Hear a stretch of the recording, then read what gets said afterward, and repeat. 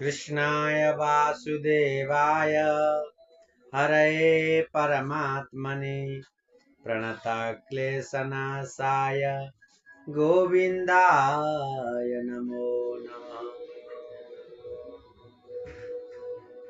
श्री कृष्णचन्द्र भगवान को जय। आउनुहोस्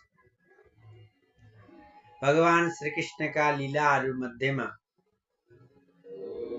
उत्तरार्धका जति पनि भगवानका लीलाहरू छन् ती लीलाहरूको कथा श्रवण गरौँ। भगवान बाल अवस्था, पौगण्ड अवस्था, किशोर अवस्था इत्यादि बढ्दै बढ्दै जानुभएको छ।